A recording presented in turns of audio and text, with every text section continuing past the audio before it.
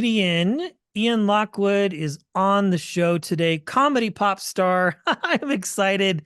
You are a longtime staple and fan favorite in the Brooklyn underground comedy scene, which is very cool because it's very different than the traditional New York comedy scene. However, it is equally as important because a lot of people cut their teeth there and become superstars, and this is cool. I'm excited.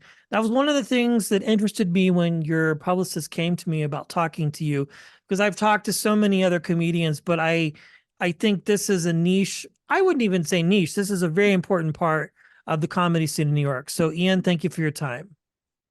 Of course, thank you for having me. Well, let's talk about this because you had a project, I can't even talk, a project come out just recently, comedy music single Orbo that was back in November. So let's talk about Mhm. that. Absolutely. Yeah, I just put out the video for Orbo. I've been doing Orbo for like a year now, and it's pretty much everyone's favorite thing that I do. It's a song about a digitally cloned version of me that is trapped inside of the computer. And the computer land is kind of a hellscape, and time works very differently. So he's lived for thousands and thousands of years at this point, and he lives a horrible, tortured existence. And I just think he's a funny, silly kind of guy. Now that's very funny. Yeah, it's different, but it's funny. Where did this character, this idea, originate from?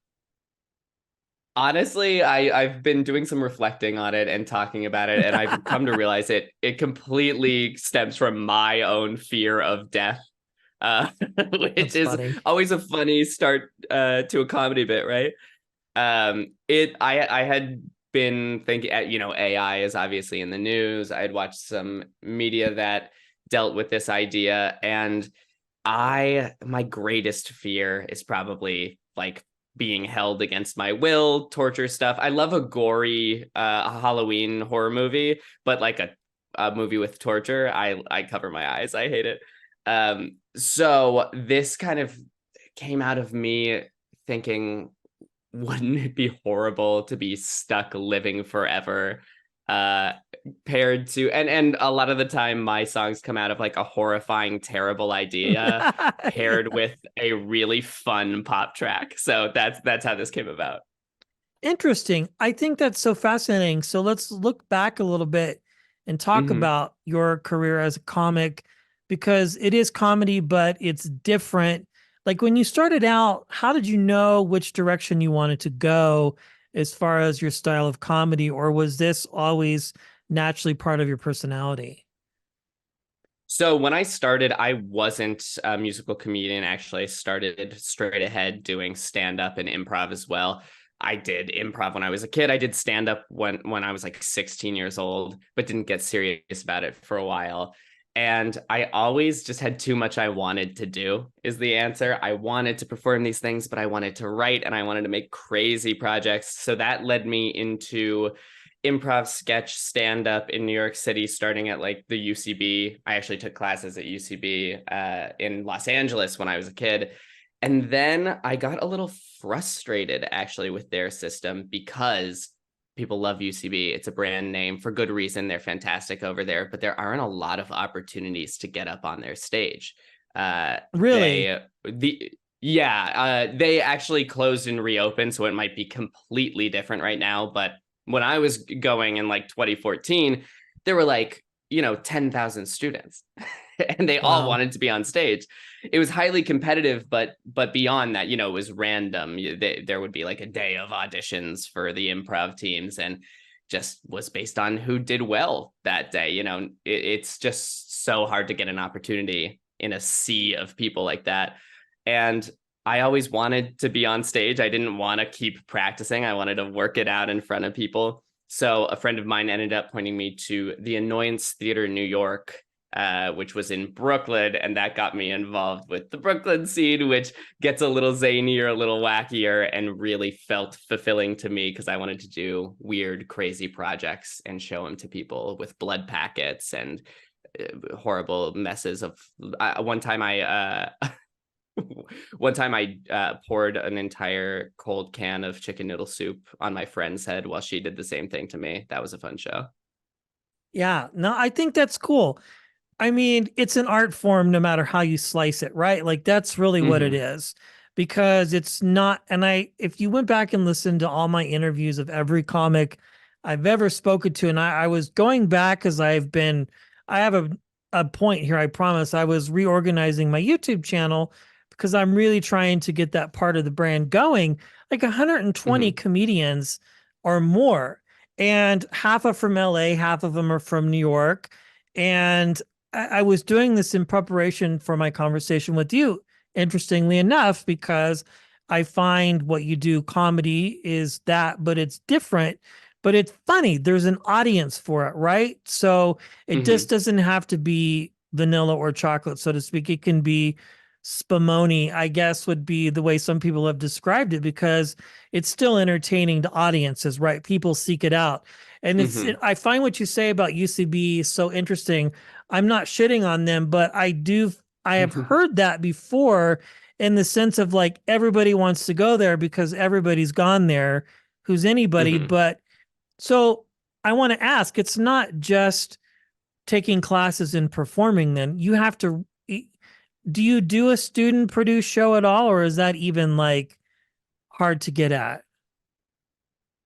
Oh, do you mean like would I do one of their Well, no, shows? what I'm asking is when you were in UCB and you took classes there, you Hmm. mentioned the fact that it was hard to get on stage. So it's not just about getting on stage. There's like a process, and even that process is hard, is what I'm getting at. Yeah, exactly. I mean, there was almost no opportunity to get on stage by the time I was there because, like you said, everyone had done it, so everyone wanted to do it.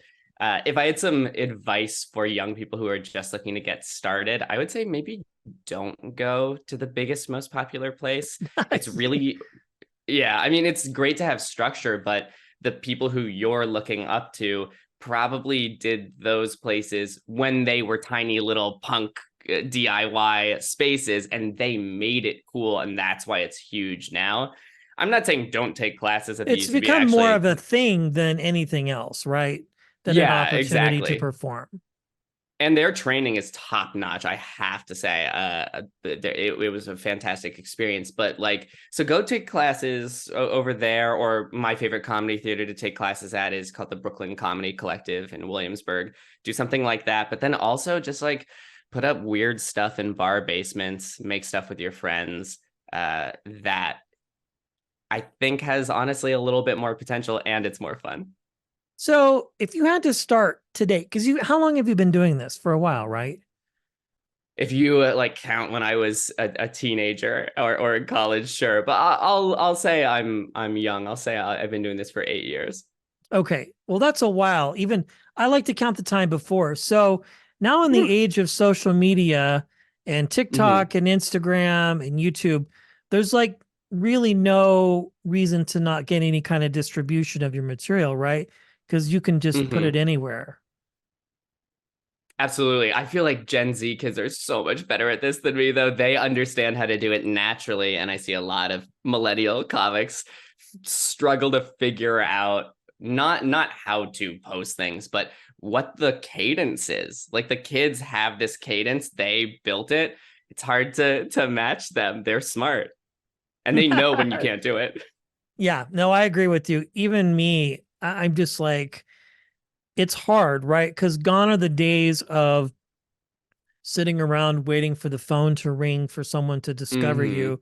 Like you have to do it yourself.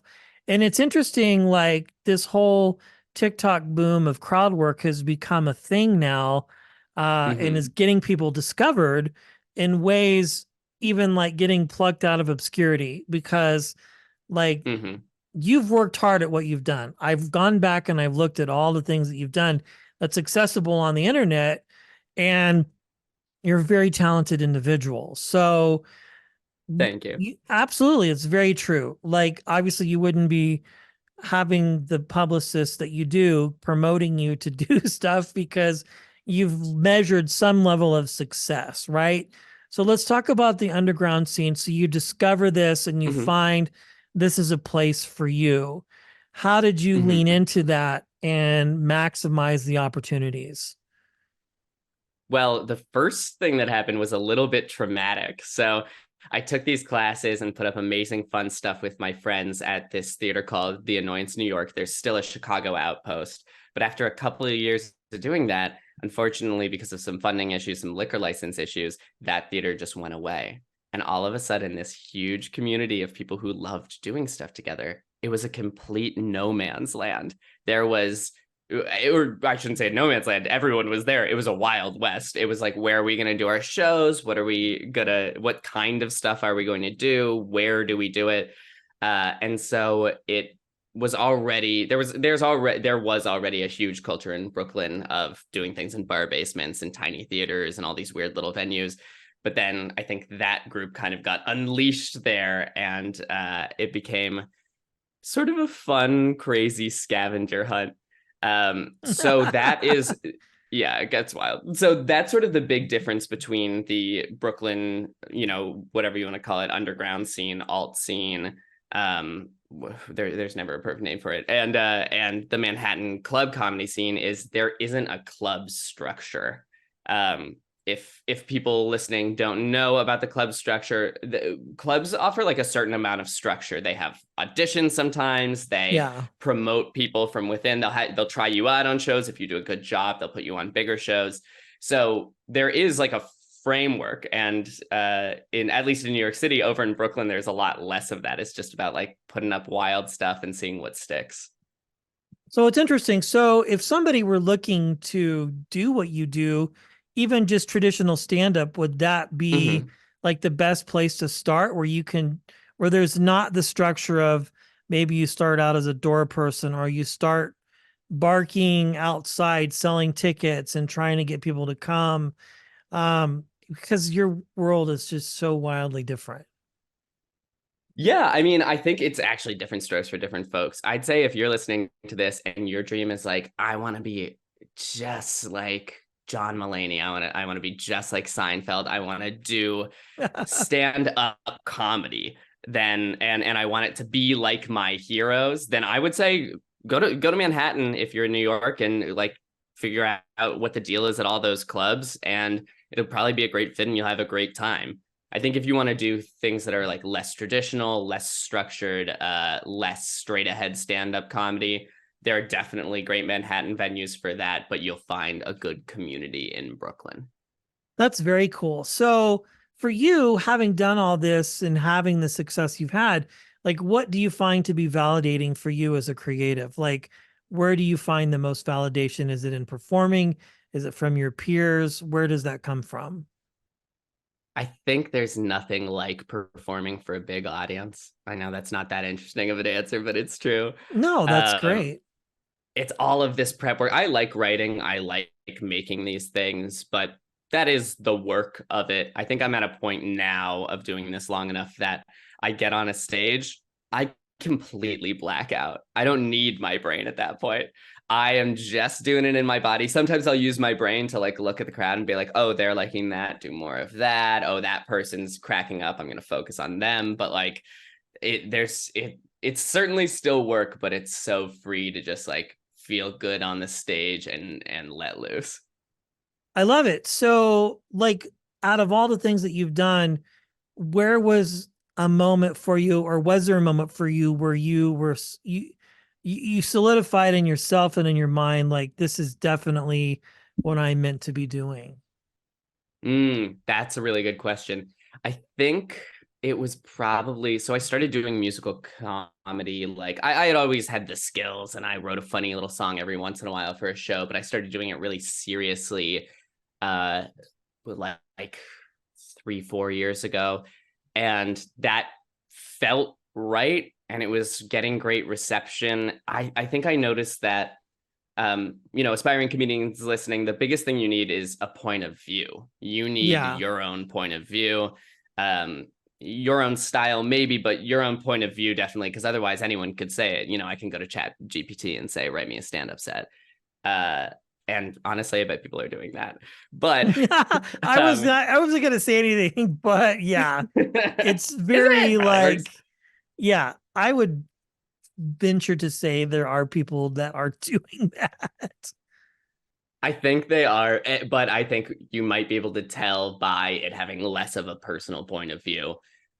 Even if you're a straight ahead stand-up comic, it goes through your filter, and that's the most important thing. And when I started doing musical comedy, I realized it was using all of my skills. It felt really good. I was one of the few people who had the ability to do this, and it was just clicking. I just knew. And then the thing that really made me just know, if I'm being totally honest, is, I started to see those bookings increase. And Of at a course, certain point, that's I was really it. doing, Yeah. I mean, people are wanting you. yeah, that's the validation, doing one show a month and then for a few years and then getting to like sometimes like, oh my God, I have done like week stretches where there's a show every night and it's tiring, but it feels really, really validating. People want to see you. That's funny about Chat GPT. I was just sitting here thinking about like you probably could go in there and said, give me a 5-minute comedy set on drivers, and it would probably spit out something, you know, like that. But I think true Yeah. professionals like you or anybody else would probably be able to tell. Like there would probably be something that's funny. Chat Yeah, we'll GPT comment. see. I mean, it could get there at a certain point. Hey, listen, if you're gonna do the Chat GPT stand-up generation route, just try to do this. See if you can make it better. I want a stand-up set for 5 minutes about this from the point of view of, and then like type in your own point of view. See if the AI can get it. Right. Or pretty soon you're sounding like Theo Vaughn. That's Uh-huh. pretty funny. Yeah. Well, congratulations, Ian. This is a lot of fun. If people want to Thank connect with you. you about the project, to watch it, where can they learn more about you? Absolutely follow me on all socials and Instagram. If you DM me, girl, I'll respond to you so quickly. But yeah, find me on there, find me on YouTube and TikTok, and you'll see these videos. They're real fun, and I get to work with really amazing people putting them together, the videos especially, which is why I feel confident being like, oh, they're incredible. Because if it were just my work, I'd be way more humble. But since it's these incredible collaborators, I'm like, oh, you got to watch this. This Orbo video was directed by a director named Michelle Gold. She's so talented, and she also did all of the batshit insane CGI work in the video. And if hearing the phrase batshit insane CGI work tickles something in your brain, go watch that video. Absolutely. Well, this is a lot of fun. Ian, thank you so much for your time. I appreciate you hanging out today. Thanks so much. Absolutely.